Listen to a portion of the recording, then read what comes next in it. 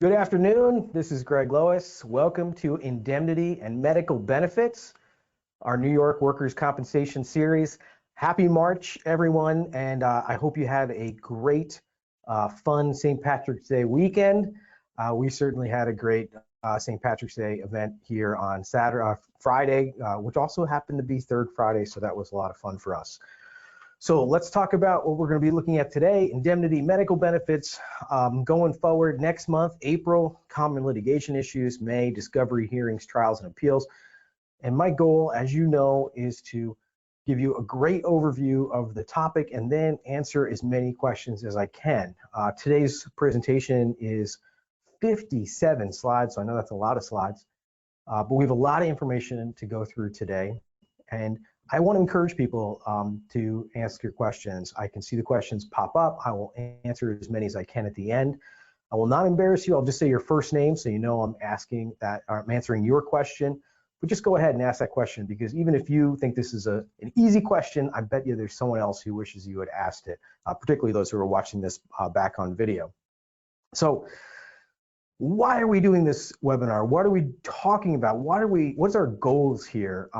Your goal in your New York workers' compensation case is to get in control of this case.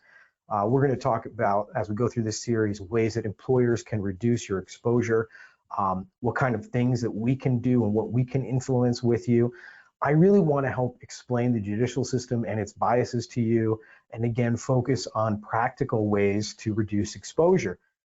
Our focus here at LOIS Law Firm is on getting these cases closed. Hashtag defend from day one, right? That's our overall outlook here. So there's lots of other ways to learn.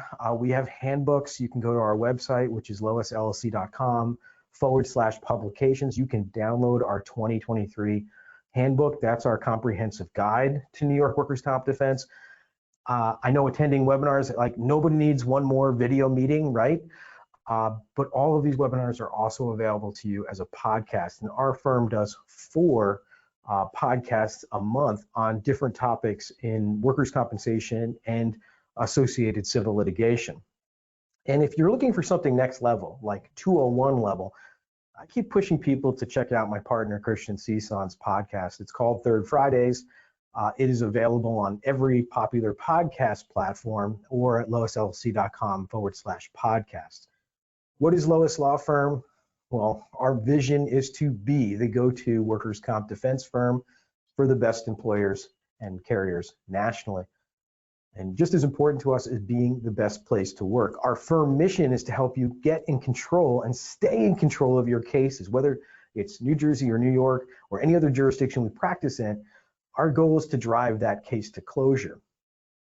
Our values at this law firm are creativity, advocacy, professionalism, and service, and that really influences everything we do. And so I do like to tell people when they join one of our webinars, hey, this is our outlook, and that's why we bring this singular focus to what we're doing. So today, this presentation, we're going to be talking about wage replacement, medical benefits, what is maximum medical improvement, when you can stop paying the claimant wage replacement, talk very briefly about labor market attachment and the claimant's requirement to remain attached to the labor market.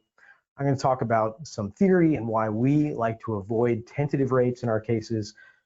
And then I'm going to talk a little bit about the medical treatment guidelines and the ONBOARD system. So that's what we're going to be talking about today. So let's remember where we are in this overall system. The workers' compensation system provides benefits to the employee, and those are primarily medical treatment, indemnity benefits, and that's just money benefits, broken down into 2 categories. You're either temporarily totally disabled or partially temporarily disabled. And then once the claimant has reached maximum medical improvement, then they may be entitled to either permanent disability or, if they pass away, death and dependency benefits. So medical benefits are going to be the subject of today's presentation. We're also going to talk about wage replacement. And when we think about this sequencing of benefits, it's important for us to think about these are the benefits that the claimant's going to be entitled to, the injured worker is going to be entitled to right after the time of the accident, okay? And when we think about how these are sequenced, medical treatment is always going to be provided, whether it's curative or palliative, okay? Under our statute, we must provide all curative treatment, and that's treatment that is going to cure or relieve the symptoms of the injury or illness. But then we also have to provide them with palliative care, and that's care that just maintains them at their level of functioning or just helps them to feel better. That's the definition of palliative. Wage replacement benefits, those indemnity benefits, end when the claimant reaches maximum medical improvement. When they have reached maximum medical improvement and they still have a permanent medical impairment, then they could be entitled to permanent disability. And New York's got two schemes: scheduled loss of use for enumerated body parts and loss of wage earning capacity for all body parts that are not covered by the scheduled loss of use schedules. So that's really how this sequence and all fits together. The claimant, again, always entitled to both curative and palliative treatment, and it's limited only by the medical treatment guidelines. Once that treatment is no longer curative, we should be pushing that the claimant has reached maximum medical improvement. And why is that important? Again, it's because that temporary disability benefit, that wage replacement benefit, will then end. And oftentimes that's the driver in these cases.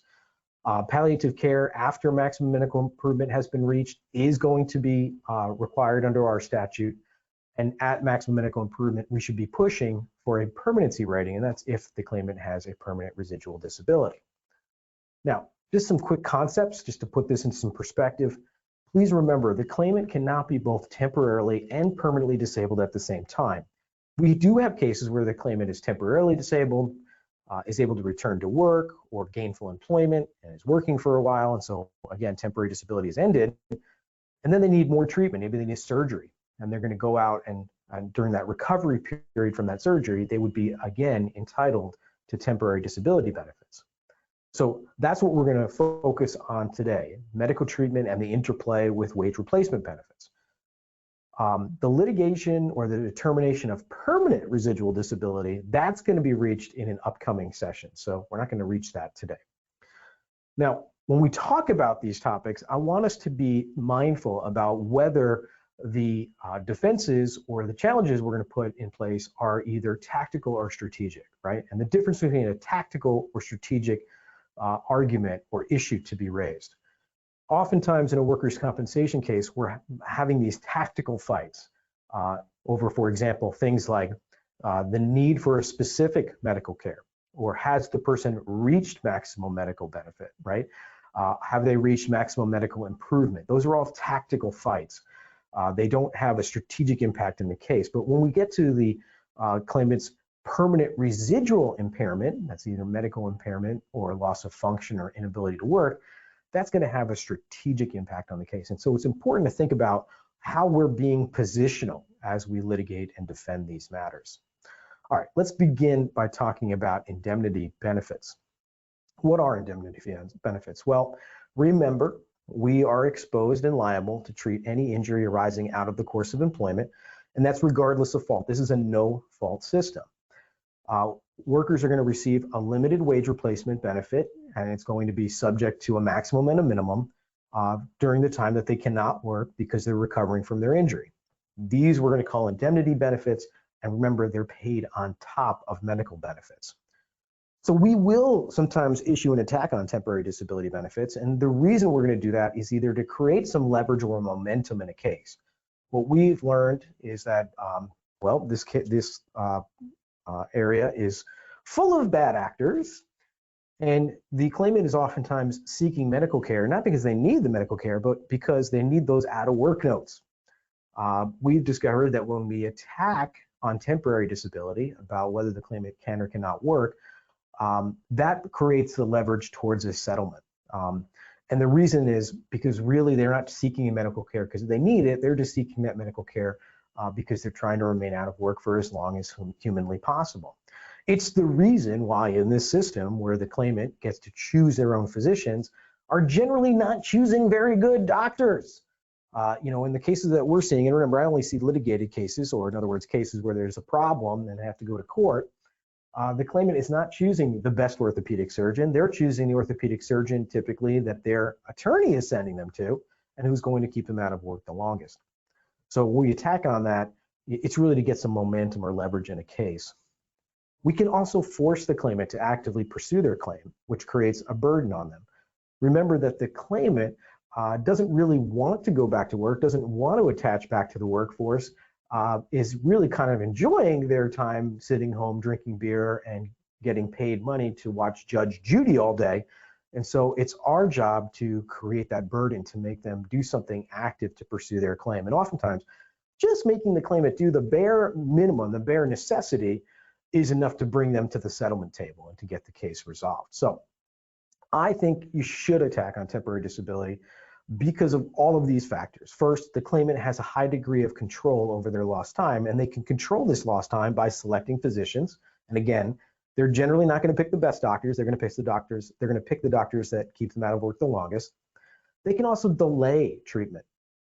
And what does that mean? What I mean by that is go to the orthopedic surgeon. The orthopedic surgeon says, well, in order to treat you, I need to get an MRI. And the claimant will go and schedule an MRI for a month later. In the meantime, we're paying wage replacement benefits because, again, their treatment course is being directed by the claimant themselves. And they are not really necessarily trying to get that MRI tomorrow or the next day. They're going to try to push or stretch that out.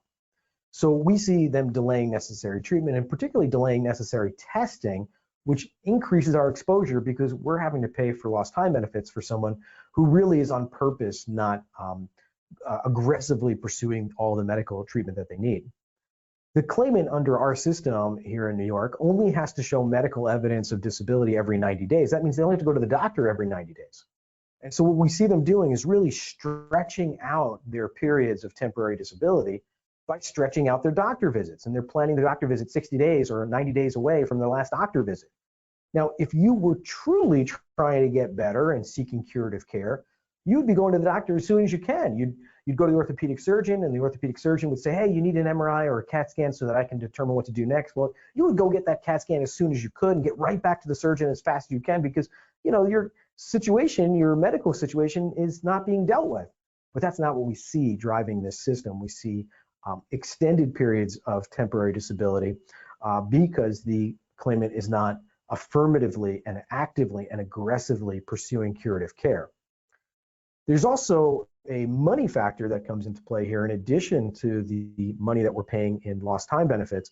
It's that the way awards are calculated, and we're going to talk about this in an upcoming presentation, for scheduled loss of use awards, the claimant actually gets a higher scheduled loss of use award if they're out of work for a longer period of time. And so this behavior is quite self-serving and absolutely is being done for secondary gain. So, temporary disability is paying someone who's not working, and for that reason, they're going to have an incentive to try to stretch it out. And that's why I believe we must always attack on and challenge long periods of temporary disability. So let's talk about the first type of disability. It's called temporary total disability, and you often see it abbreviated as TTD, temporary total disability. Where the claimant is temporary and totally disabled, we're really saying that they cannot work and they cannot earn any wages, but it's temporary in nature. So the chronicity of it is temporary. They're expected to recover. The claimant is entitled to the full allowable wage benefit, which is calculated at 2/3 of their pre-accident wage, and of course, is subject to maximums and minimums. To determine the benefit amount, you multiply their average weekly wage times 2/3 of their average weekly wage, and that's what they're going to be entitled to. The maximums and minimums change every year, and the current maximum is $1,125.46 per week. And as you go back in time, you can see that the maximum benefit has increased pretty dramatically over the last 10 years. In 2021, we saw the benefit increase nearly 10% to break the $1,000 barrier for the first time. And now it is up to $1,125 a week. Remember, that is tax-free. So if you're trying to calculate how much money the claimant takes home, generally speaking, this is going to be very commensurate with what they were earning pre-accident. The payment of temporary total disability is based solely on the medical impairment findings of their treating physician. Now remember, they're choosing their treating physician. So this is why they're not trying to pick the doctor that's going to get them well or better the fastest. They're picking the doctor who's going to find them out of work the longest. Vocational factors are not to be considered in assessing temporary total disability. New York does have a waiting period, which is 7 days, and we go back in and fill that first 7 days in once 15 days or more of lost time is experienced. Now, even though it's called temporary total disability, that's a little bit of an oxymoron because you could be temporarily disabled for the rest of your life under the New York workers' compensation system. There is no upper limit on how long someone can be temporarily disabled. So that's crazy. So you've got a situation or a system where the claimant gets to choose their doctor, that doctor can write them out of work notes, and they could be kept out of work forever if you're not actively defending that matter. Now, they did do some reform, and in 2017, a change in the statute was made so that we can ask for a credit if the claimant has temporary total disability that exceeds 130 weeks, and we can argue that at that period, they had reached maximum medical improvement. Now, that's roughly 2.5 years post-accident. We can begin to get a credit. In practice, it's very difficult to assert that credit because we have to argue that the claimant had actually reached maximum medical improvement. And again, for all the reasons I've stated earlier, the claimant's trying to actively avoid finding a maximum medical improvement. So even though the statute was changed in 2017, this has been a largely illusory opportunity for us to obtain a credit. Now, you can suspend temporary total disability benefits when we're able to show that the claimant has reached maximum medical improvement, when we've learned that they are no longer totally disabled, in other words, they have some ability to do something, when they fail to get supporting medical records to show that their condition is continuing, in other words, they literally failed to go to the doctor once every 90 days, which does happen, or when they voluntarily withdraw from the labor market. And finally, if we can show that any wage loss is completely unrelated to their workplace accident. For example, they've gone to jail and been incarcerated for some crime that they committed. Well, the reason they're not earning wages is not because they have a disability, it's because they're in jail. They were incarcerated. Another example would be separation from the employer based on something they did willfully to be separated. Typically, that would be violation of a work rule, and the most common one I see is violation of our workplace drug or alcohol policy. So when we look into these unrelated reasons why the claimant is not working, we've got to look into the facts of what's going on. When we're considering whether we should be paying them or not, we should be saying, wait, is there another reason that they're losing time unrelated to this workplace accident? If the claimant is not working as a result of their comp claim, though, we continue to issue indemnity benefits based on their degree of disability. So it's really important that all parties, meaning your defense counsel, the insurance carrier, the employer, we all communicate with each other so we know what is the exact reason why this claimant is not working. Is it truly the workplace accident, or is there something else going on? Termination or separation can be considered unrelated wage loss, but we're going to have to do some things to prove this. So I'm going to be communicating with the employer or carrier and saying, look, I need to see the disciplinary records, the resignation letter, termination documents, or the fact that they went on leave or disability for some other reason unrelated to the workplace injury. If you are paying benefits and you discover, wait a second, this person was terminated or separated for some other reason, we're going to need to go into court and make an argument and say, look, here's why we should no longer be exposed to paying this weekly wage replacement benefit, this temporary total disability benefit, because look, Judge, there's some other reason. So we've created a chart to help you figure out what to do when you are trying to suspend temporary total disability benefits. And again, this is done tactically during the case's life cycle to gain some leverage or momentum in the case, and generally leverage or momentum towards settlement. So you can suspend temporary total disability benefits when the claimant has either returned to full duty work, reached maximum medical improvement, either by their own treating physician, which is very rare. More commonly, this would be established by our independent medical evaluator, where they failed to produce up-to-date medical evidence, or where they've been proven to be voluntarily withdrawn from the labor market. So that's when you can stop paying those benefits. And again, that's going to be a tactical move you're going to do to create leverage in your case. Now, if the claimant is not temporarily totally disabled, they're less than totally disabled, you've actually got more options to attack that entitlement or benefit. So if the claimant is less than 100% disabled, and again, that would be a partial temporary disability, often called a temporary partial disability or TPD, you're going to see that the doctor is going to give them a percentage of temporary partial disability. In the old days, it used to be marked, moderate, or mild, and that would translate to 75% disabled, 50% disabled, or 25% disabled. Nowadays, we don't see the doctors using that anymore. In the last couple of years, the doctors, and again, this is because we're now using the CMS-1500 forms, which the forms changed.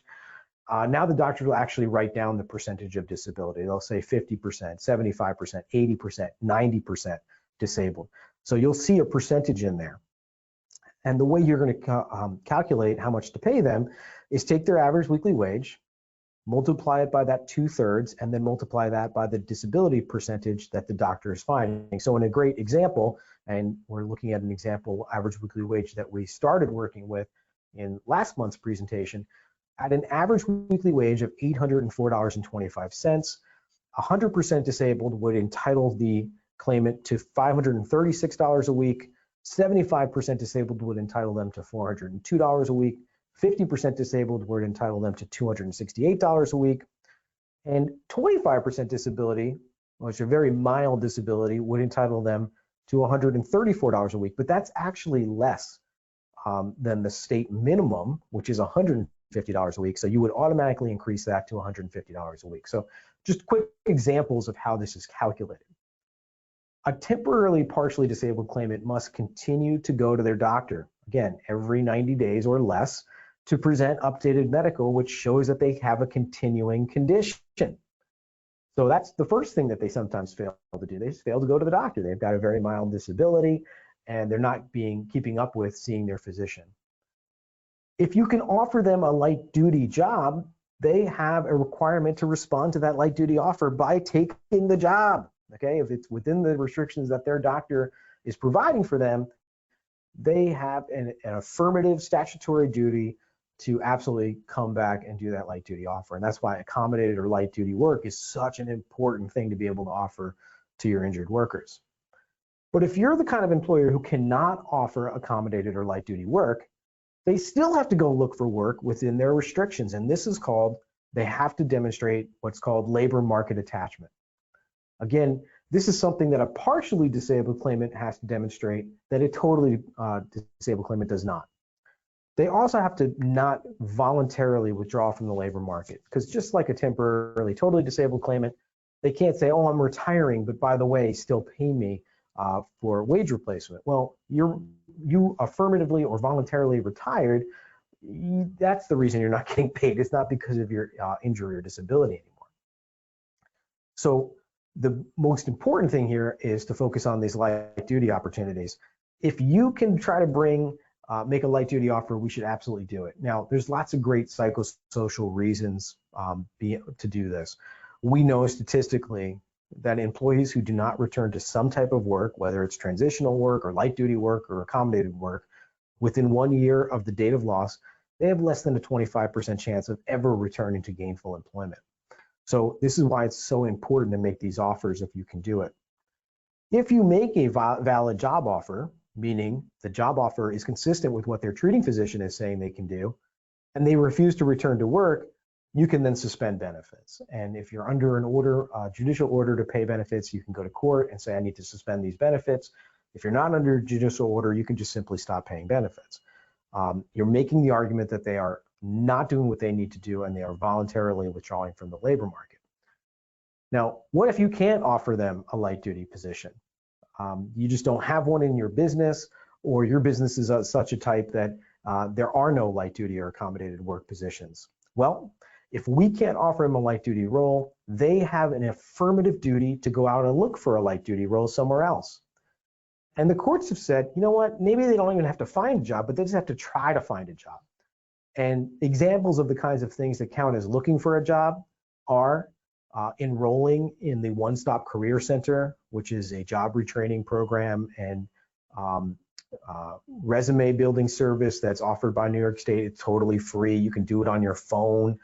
You don't have to even go anywhere. So simply registering your resume with the One Stop Career Center satisfies that requirement.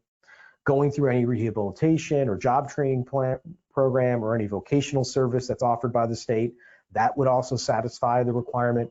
Or of course, actually looking for a job within their medical restrictions and skill set. Now, they don't have to actually get a job, they just have to be looking for one. So when you want to raise labor attachment, and again, we're always talking about the partially disabled claimant, the claimant has a duty to show a timely, diligent, and persistent search for a job. At a minimum, they should be looking for a job that is within their restrictions, and they should just be recording. Here's who I contacted, here's the name of the employer, and here's the type of job I'm seeking. So that's what they should be looking for. If they're doing this, they're going to be found to be attached to the labor market, and you're not going to be able to challenge or attack their partial temporary disability benefits. And to make things easier, the New York State Workers' Compensation Board has actually come up with a form that the claimant can fill out. It's called the C-258 form. And that form, they can record all the places they look for a job. And I've seen many of these, hundreds of these, and the claimant says, I went on Indeed and I applied for 6 jobs.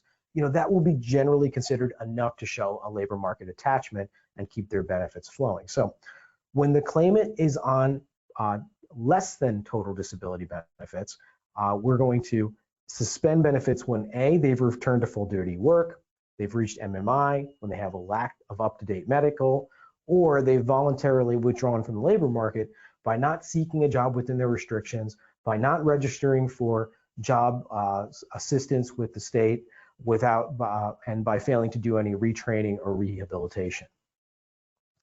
Now, I'm going to move to my next quick topic here, which is tentative or compromised rate. New York permits the parties, when they are disputing the amount of benefit that the claimant is allegedly entitled to stipulate to what's called a tentative or compromised rate. And this is essentially the parties saying, look, maybe there is some workability, maybe there isn't, but the parties don't want to go litigate this issue. And so the parties are just going to agree for a short period of time to allow the claimant to get some kind of benefit. And it's usually a compromised position. So for example, our IME doctor says the claimant is fine, has no disability at all, and therefore is entitled to no wage replacement benefits. And their doctor says the claimant is 100% disabled, has no workability. So it's a 0% disability versus a 100% disability. Well, the parties can say, hey, we're going to compromise this. Let's do a 50% partial disability rate because we can't agree. And that's possible. I strongly recommend not compromising on tentative rates. And the reasons I don't like it are, if we agree to a tentative rate, we lose the ability to raise that labor attachment argument, which is such an important argument. And also later in the case, when the case ultimately gets resolved, whether it's settled or not, they can still go back and say, oh, well, that period of time that was all tentative or a compromised rate, actually, I was totally disabled. And so you're going to have to litigate or resolve that issue anyway at the end of the case. So all you've done by kicking the can down the road is rob yourself of one of your best defenses to paying those benefits, and also made your case more complicated, or you just have to deal with that issue again later in the case. I don't like it. So for these reasons, it's our practice here at LOIS to avoid compromising to tentative rates wherever possible. And there are maybe some limited circumstances where compromising makes sense. I'll give you a great example. Maybe you've already reached a settlement of the overall case for $100,000, let's say, on a Section 32. That's a lump sum dismissal. And all the parties have agreed, and you're just waiting for the court to approve that, that settlement. Okay, in that circumstance where you're going to continue to pay a tentative rate maybe because you really have resolved all issues in dispute, and really the only issue left before the court is just approving or affirming that settlement that the parties have already reached. Okay, it makes sense. Like, let's be practical. Let's not fight over nothing. But that's relatively rare, and most of the time a tentative rate should be avoided. So you can litigate on the issue of degree of disability, and we just kind of talked about what that looks like. The circumstance where or under a payment order, our IME, for example, will come forward and say, hey, their disability is much less than what we're paying, And of course, their treating doctor is going to parrot whatever the claimant is telling them. Oh, I can't work, I can barely even move my body. And they'll always have some much higher degree of disability. But remember, you can always litigate that issue. That's a great opportunity to create the type of leverage or momentum you need to move the case to settlement. And again, this is another reason why we don't want to stipulate to a tentative rate. You're giving away that opportunity to challenge the claimant's ongoing disability, to test it, to have the claimant testify, maybe to have their doctors testify if that's necessary, and certainly to present the information from your own physician to prove what their actual circumstances are.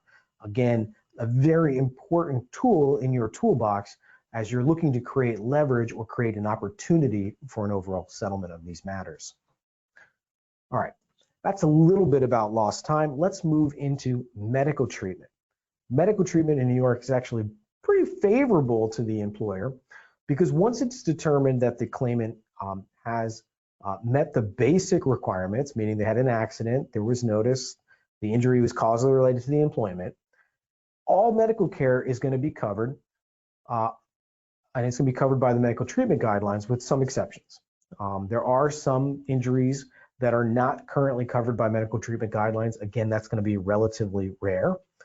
And so most of the care that the claimant is going to obtain is going to be through the medical care guidelines. Now, there are currently 17 medical treatment guidelines for things like pain, low back injuries, neck injuries, knee, shoulder, carpal tunnel, ankle and foot injuries, elbow injuries, hip and groin disorders. Think about things like hernias, hand, wrist, forearm injuries, interstitial lung disease, work-related asthma, post-traumatic stress disorder, depression and depressive disorders, eye disorders, traumatic brain injury, and of course, complex regional pain syndrome. Now, this is a greatly expanded list. And in fact, the list of medical treatment guidelines greatly expanded last year in 2022 to include lots of things that were not previously covered. For example, stress disorders, post-traumatic stress disorder, depression, some of the most difficult to treat and most resistant to objective or scientific diagnosing and testing are now covered by medical treatment guidelines. And again, this is good for you as an employer or carrier because it means that the care that the claimant's going to be able to obtain is going to be restrained or at least directed by medical treatment guidelines that are expected to be evidence-based and scientifically sound. All of the medical treatment guidelines that are currently in play have the goal of getting the claimant to maximum medical improvement. So this is very important in terms of controlling this care. Remember, you can't choose the doctor that the claimant treats with. You can't choose the surgeon, for example, but the surgeon that the claimant selects is supposed to treat them consistent with the current medical treatment guidelines. And so there is some limit on some of the bad behavior that we see from these clinicians. I do not go in depth in this presentation into the medical treatment guidelines. And the reason for that is I think there's actually great training on the guidelines on the Workers' Compensation Board's website. Really good training. We do it, and as part of our onboarding here at Lois Law Firm, all of our paraprofessionals and attorneys are required to go through the board training on the medical treatment guidelines because I think it's really good. I think they hired like a really good vendor that came up with the training. It's very useful. It's very well presented. There's lots of little modules and little tests you take as you go through the guidelines training. And so again, I recommend it very highly. There's also a lookup tool. So you don't have to learn the thousands and thousands of pages of medical treatment guidelines. Each treatment guideline is about 200 pages. And again, there's 17 of them. So there's thousands of pages of this stuff. There's a lookup tool. So you can quickly, if you're dealing with a right arm rotator cuff tear, you can go right into that lookup tool. You can find exactly which guideline applies, and you can determine if the claimant's treating physician is truly treating them consistent with those medical treatment guidelines. If you're already an expert on medical treatment guidelines, I would also direct you to the board's website, and the URL is up on the screen here. In 2022, when they added all the new medical treatment guidelines, they came up with an update overview presentation on just what's new. So again, I think really useful for us. What I like the most about the new changes to the general principles is the recognition that technology has improved since our first guidelines came out in 2012, and that these guidelines now cover very subjective conditions like mental health.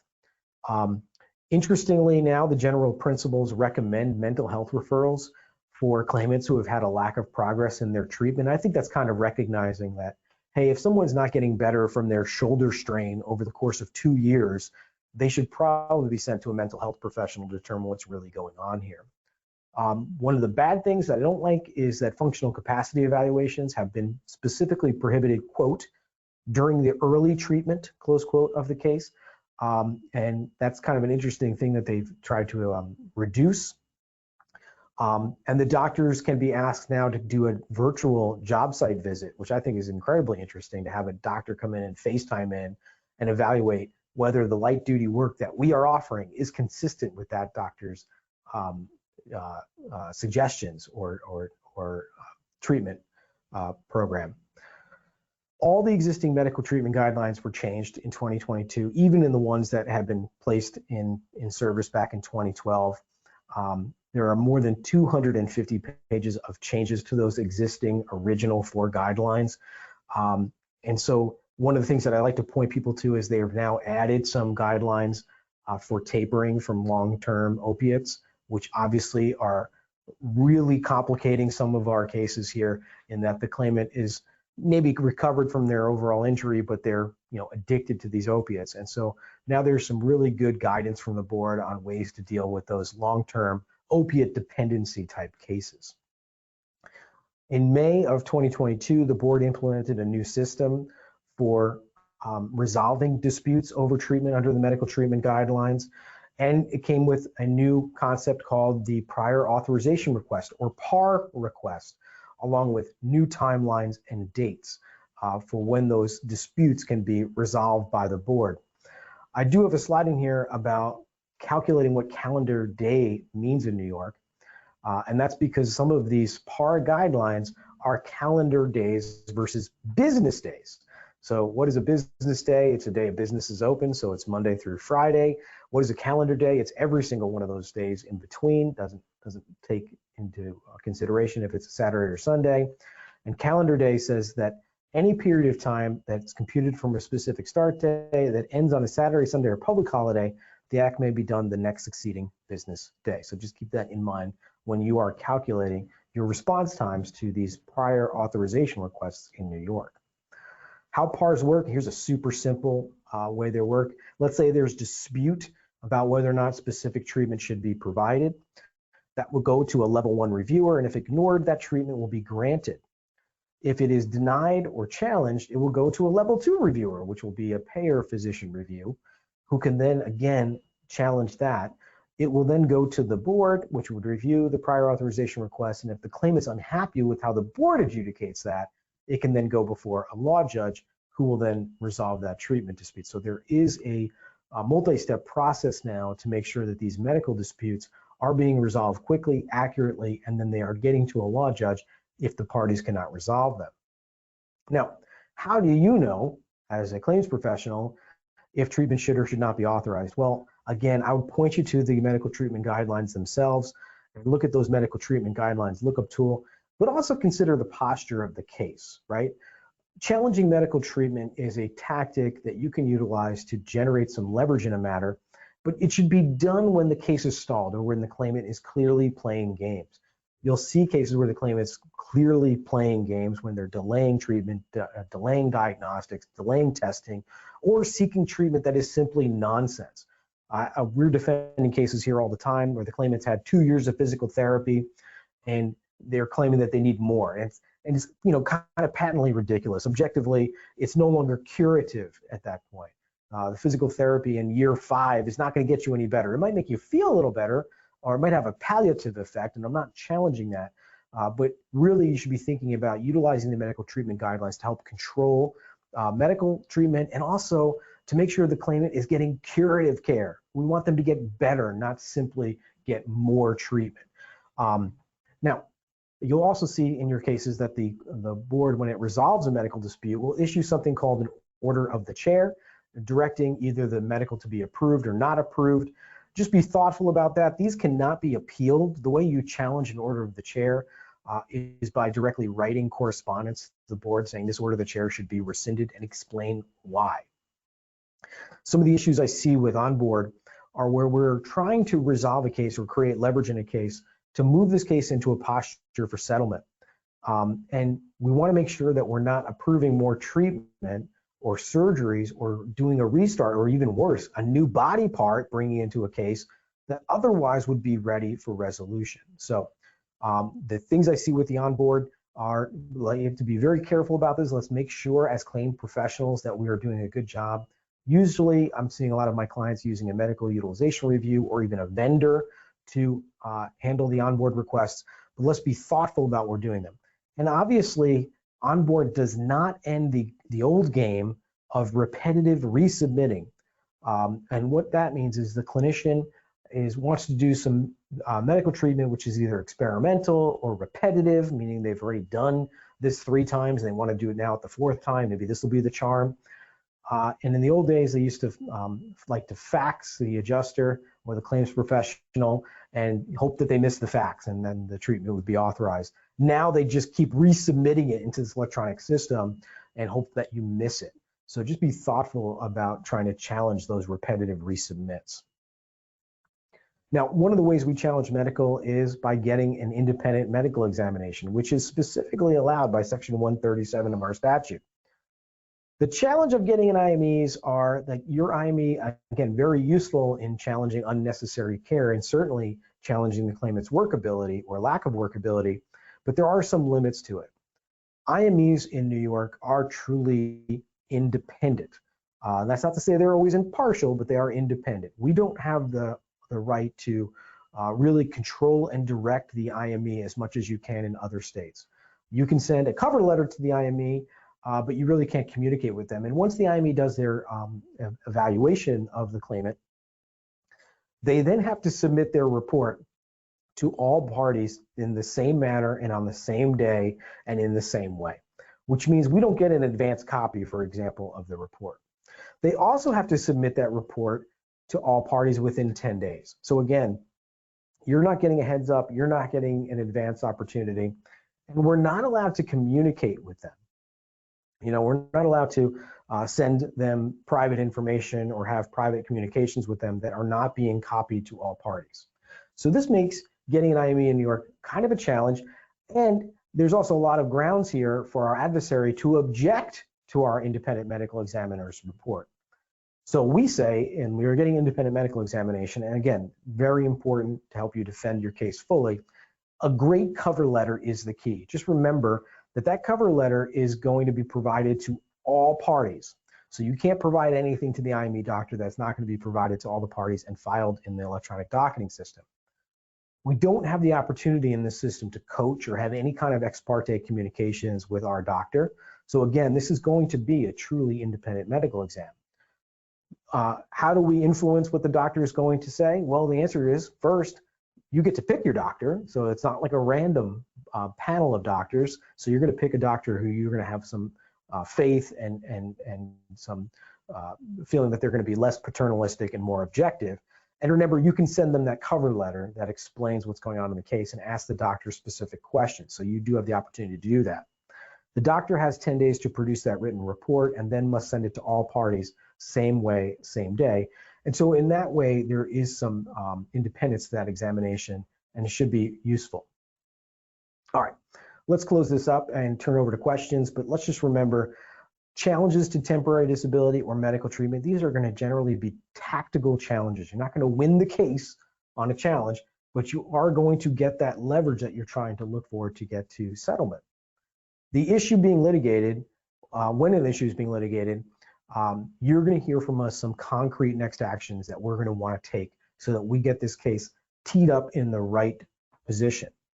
If you're thinking about challenging temporary disability or medical treatment and your counsel's giving you advice, I would always tell my clients, look, if the litigating a paralegal or attorney can't explain to you why they're challenging that specific piece of medical or that temporary disability benefit, why they're challenging it in one sentence, simple English, they're probably going on an adventure, and you should probably be thoughtful about whether you want to do this or not, okay?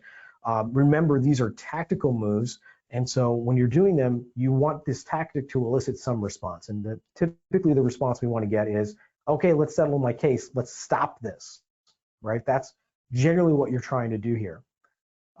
We should always be using common sense when considering litigating medical or temporary disability, because again, these are going to be tactical decisions that we're making that are not going to close the case, but they are going to bring the parties together for that discussion. All right, that's what I wanted to share with everybody today. Those are my prepared remarks. Let's turn over to questions and answers. Let me bring up my question panel here and see what I have. Okay, first question comes from Aaron. Greg, how does stipulating to a partial rate affect labor market attachment? If the IME indicates a 50% disability and the treating indicates a 75% disability, the parties agree on a split but continue labor market attachment, what would be the outcome? Well, that's the challenge, Aaron. Once you've stipulated to a tentative rate, you've lost your ability to argue about labor market attachment. So those things are exclusive of each other. If I could stipulate to a tentative rate and still bring my labor market attachment arguments, I would probably be in favor of it, right? Because, hey, in the short term, we're compromising what we can compromise on, but we're going to go and attack whether or not they are truly attached to the labor market. Yeah, I would love to do that, but the answer is no, you can't. So that's a great question. Thanks, Aaron. Next question comes from Gilbert. Gilbert says, can the adjuster schedule and authorize an interim treating physician appointment earlier than the 90-day requirement? If requested, will the doctor set the appointment? Is the treating physician required to answer written questions about the treatment plan and the expected maximum medical improvement date? Okay, so no, the adjuster, unfortunately, can't go out there and schedule appointments. They could do that, go out and schedule the appointments, but the claimant doesn't have to go, right? Because we can't control and direct their medical. We can offer to help them, and in circumstances where the claimant really does have their own best interests at heart, yeah, like they should be agreeing with that. But in reality, they don't do that, and they do stretch this out. So as an aggressive or active claims professional who goes out and schedules things and the claimant shows up, that's wonderful. They can do that voluntarily, but we have no way of requiring them to go to those events. Next, if requested, will the doctor set the appointment? Yeah, it's generally not the doctor who's delaying this. It really is the claimant. So sometimes you can communicate with the physician. Again, be very careful about that. You'd want to do that in writing so that there's no argument that there's an undue influence, and say, hello, physician, can't you see this person sooner? And many times the doctor will say, sure, I could see them sooner, but that's not when they're coming back. I've seen claimants make every argument as to why they couldn't go to their MRI or couldn't get their CAT scan. It's like, oh, it's my dog's birthday that day, I can't do anything that day. Or, oh, my kid's sick from school. Just every excuse in the world to continue to delay their care. Is the treating physician required to answer written questions about the treatment plan and the expected MMI date? Yeah, you can send them questions. They will generally just ignore you. These are clinicians who are very familiar with the workers' compensation system, and so they know that there's nothing that you can do, and they don't have any duty to respond to you, and so they simply will not. So unfortunately, those two great ideas, Gilbert, are not ones that you can really rely on. So two good questions. Thank you for Gilbert and Aaron for asking them, and that wraps up today. So let's talk about what's coming up next. In April, we're going to talk about common litigation issues, and then May, we're going to start talking about discovery, hearings, trials, and appeals. Thanks for coming, everybody. Have a great rest of your week.